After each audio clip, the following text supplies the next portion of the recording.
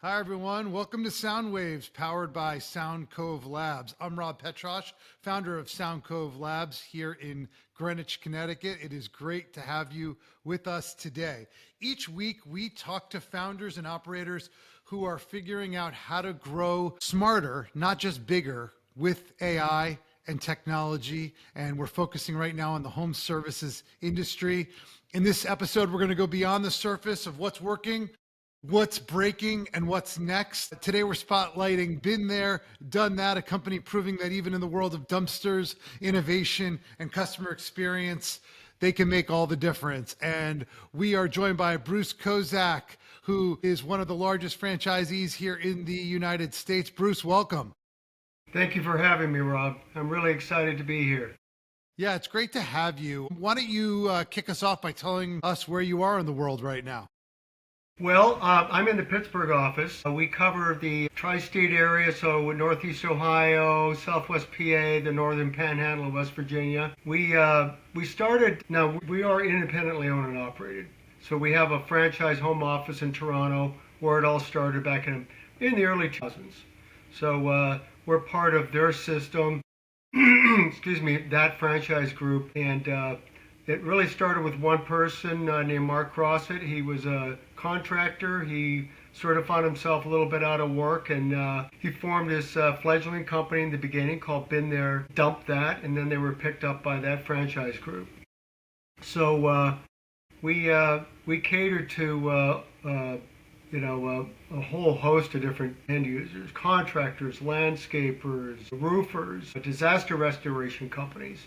So people who are looking for a dumpster for those needs. We also have a lot of real estate investors, and there's a lot of real estate investing going on in the Pittsburgh and the Cleveland area. So, and then during COVID, we really did, people stuck at home. I mean, we had a lot of cleanouts.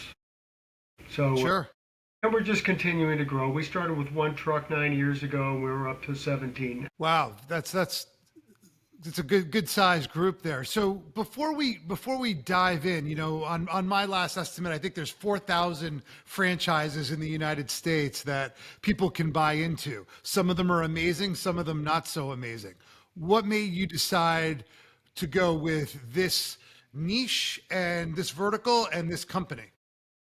Yeah, that's a really great question. So I was in the steel industry, and really from like about 2002 till about 2014, it really took a toll on domestic capital projects. We were doing some things overseas, and so it was sort of percolating in my mind a little bit, like, what am I going to do when it gets to that point? And unfortunately, fortunately, I got laid off in 2015. I'm sorry, beginning of 2015. So then I started to look at businesses, and I didn't really want any sort of like brick and mortar, like getting into the food business, so I wanted to start my own business. I was looking at franchises, and I felt, okay, I need something kind of industrial because that's been my background. And it just popped. I mean, when I saw it, Been There, Dump That, I thought, my goodness, this is going to be, hopefully it'll be a good fit. And it turned out to be an excellent opportunity for my wife and myself. So we felt that we had some background in home renovations, and we had done some real estate investing. She works for a large, very established seasoned builder. So it made it so that we kind of felt a little bit of that pain, that end users would experience, whether it be dumpsters that were taking up too much space on the driveway, or there was no protection boards put down, and or it was maybe an eyesore. So this really resonated with us, when we saw this, the whole business model, the value proposition is sort of the antithesis of what most people would experience. And if I do a quick Google search for a dumpster just in my area, a lot of the local companies come up. What separates you? What makes you different? Why do people use Been There, Dump That over, maybe the person who picks up their trash every Monday morning?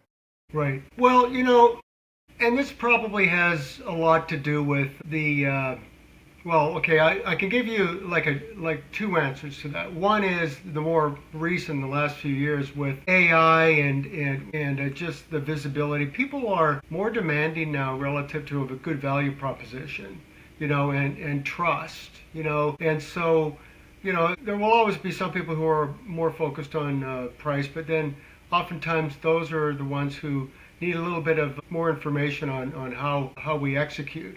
So that's one of the key ways in which we stand out. It becomes a business model that is hitting all the right buttons that people are looking for. They don't need to be home when the bin's delivered or picked up. And of course, that's the case with a lot of dumpster service providers. But how we differ from like what people are used to, like with the haulers, like 1-800-GOT-JUNK or similar types, is now they realize, oh my goodness, I don't need to be home for this delivery or pickup, and they're not coming into my home, and I'm only paying for the driver. I don't pay for a two-person crew, for example. And then people like the name, I just love to hear, people called us, they don't know anything about us, and so the name really caught their eye. Yeah, no, it is a great name. It is a memorable name, and I'm sure that's super helpful for you. And we talked a little bit about the consumer, I guess, but what is the breakdown between B2B and B2C for you? Sales.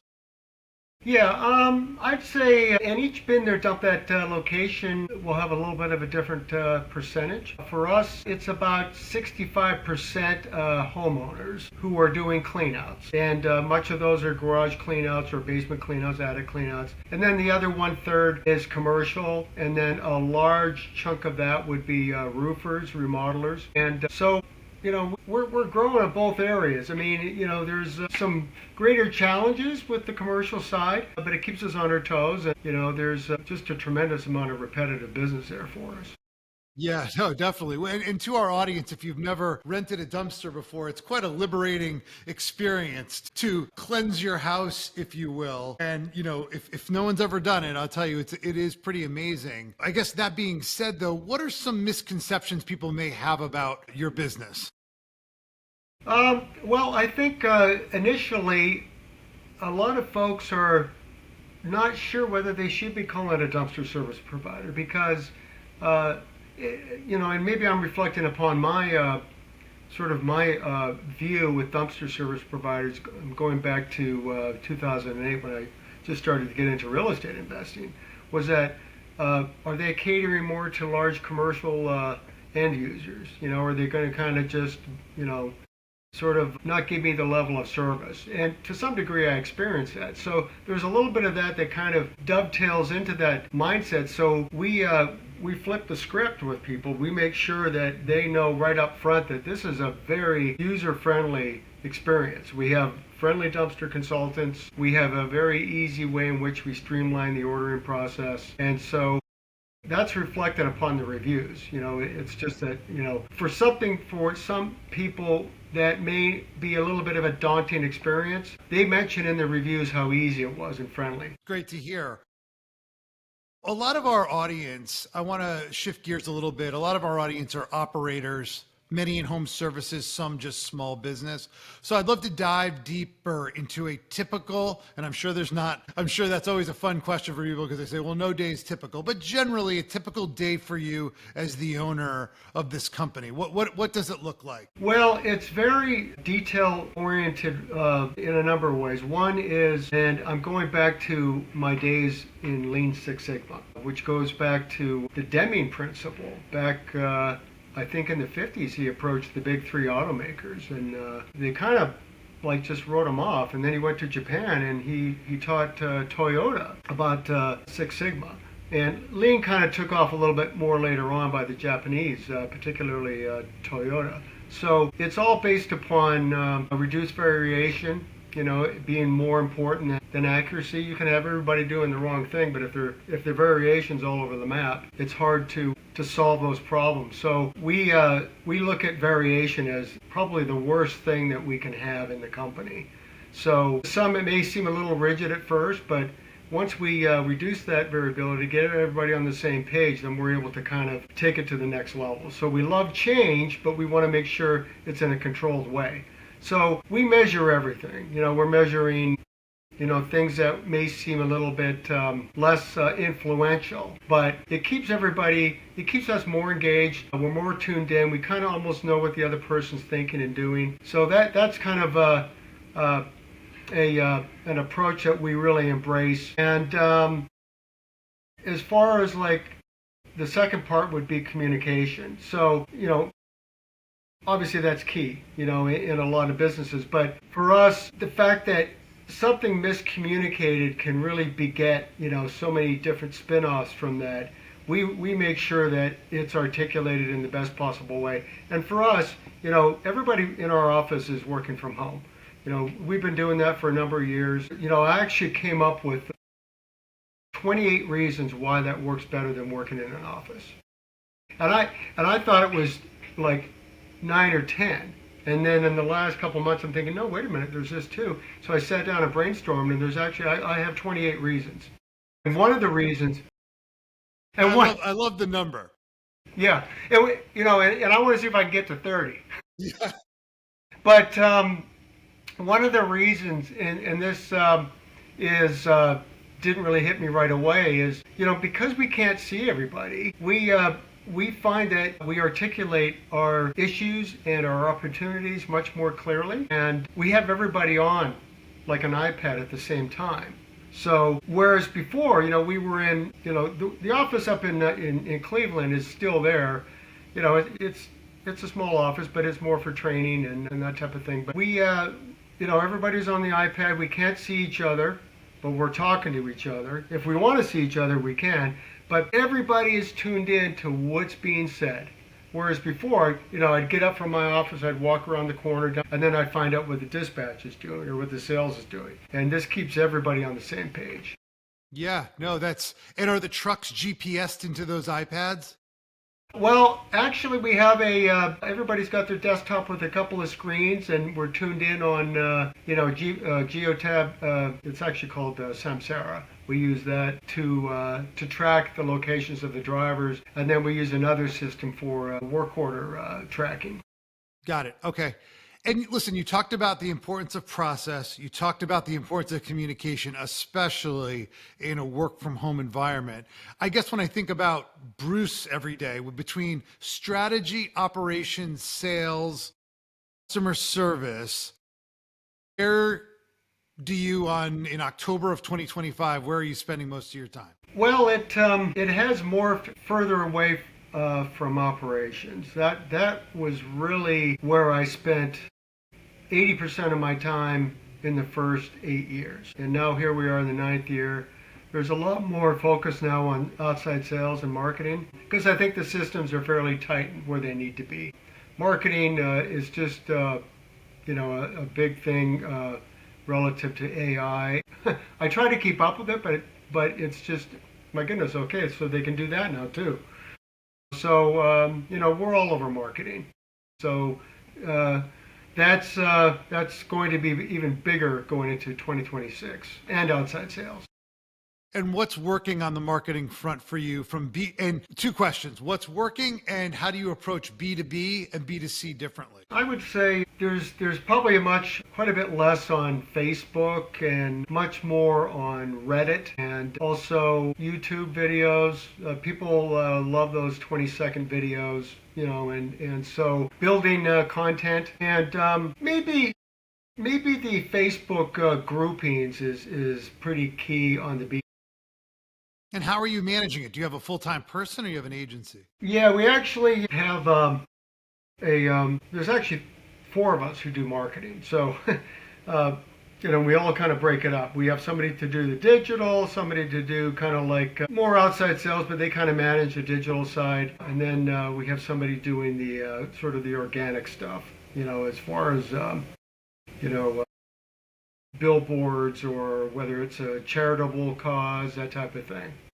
So And we're what are heading. you not getting from your I mean, listen, compared to a lot of, granted, you have more locations than some other founders we speak with, but that's a pretty good sized team. What are you not getting from your marketing at this point that you'd like to be? I would say keywords is a very much less tangible thing. I mean, you go through and you type in the keywords dumpster rental, Pittsburgh, or whatever. We always rank at the top, on the organic and on the map listing. But then maybe some other term, it's like, oh my goodness, we're not ranking as well on that as I thought we would be, And so the more I dig into it, the more I realize there's so much more work to be done. And I know in speaking with one of the other operators who had been quite a number of years into it and really catapulted ahead after like 8, 9 years in terms of the number of like literally grew like 50% more within a couple of years because they hyper focused on marketing. Yeah. No, it's game changing. Do you have full-time sales people or is the marketing the sales? We've got two legs of the sales side. We have an outside sales, and there's two people in that, and to some degree myself, but they wear our other hats too. So the like two in particular, they'll do outside sales and inside sales, and then we have other people who do inside sales and some other things as well, some other roles as well. Everybody's got at least two hats that they wear, and that way we've got continuity because we want to make sure everybody is answering the phone. Like that call does not go to an answering service during the day. That's right. Yeah. No, listen, we talked to many founders and they say the same thing of people, when they make the decision, they're just going to keep going down the list. Yeah. So if been there, done that doesn't pick up, they're calling the next guy and because they want to move on with their day. Right. Yeah. Yep. And that's the thing. It's just that immediacy is probably the other thing that I think has trended a lot more. There's more, and I'll say this as a reflection on myself. I mean, you get used to all the speed with which things execute, and now the importance of, we have a new website now, and it's extremely fast. So the way in which our call gets routed, we use AI up front. As a receptionist, and I'm going through the algorithm every single day and adding more refinements to it. So, the initial is, oh, this is an AI receptionist, but within 5 seconds, their call is routed to somebody. And so here we all are on, at home, and but we're all listening to everybody immediately how that call is being handled and coaching each other throughout the day. So we just don't have really any more of those sort of hiccups and impediments like we used to. Yeah, no, seems like really compared to some other people we speak with, you guys are really forward thinking, which is really nice to see. And I think other founders can learn from that. When you look at the business right now, what would you say is firing on all cylinders and you're really happy with the progress? I would say the embracement of the systematic way in which we do things. There's just so much communication, so much measuring going on. That takes a little bit of time. It resonated much more quickly with the office, with the drivers. It's more of a process, but I'd say we're about 90% where we need to be. And so, and of course these things grow. It's amazing how they just sort of transcend into the entire team. Once you get sort of like, well, this is the way we do things. When you're first starting out, and even for the first few years, you introduce something like a camera in the truck, for example, and you don't hear any pushback now. And whereas before it was just something different. And that kind of goes back to that variation thing. It's something new, and so it becomes more of a something that's hasn't earned their trust yet. So I'm a firm believer that in pretty much all of us, we like some level of predictability and control. And so even the customer, I mean, we've studied the McDonald's model as well. And like, why would that have anything to do with been there, done that? It goes back to and I should remember the name of the person who authored it, but it was all about that sense of empowerment a customer gets every single time they order from us. They know exactly what they're getting, And I'll never forget the time my brother and I waited for the first McDonald's to open up in the city in which we grew up in. We waited for 11 hours for that McDonald's to open up, and I'm really dating myself. That was back in like 1969. And the hamburgers were 18 cents, and I think the fries were 12 cents. But they taste exactly the same now as they did back then. Okay, they don't make the best burgers and fries. Well, the fries are pretty darn good. I mean, but They are.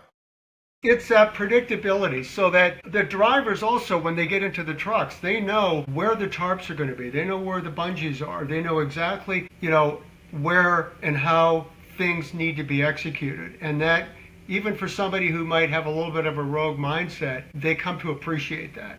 Hmm. Yeah. No, I think the predictability and getting what they expected is so important. And, it sounds like to your point, you're firing on all cylinders there. I guess conversely, what areas are, you talked a little bit about some of the marketing, but overall going pretty well. What are some areas that are maybe underperforming or frustrating for you?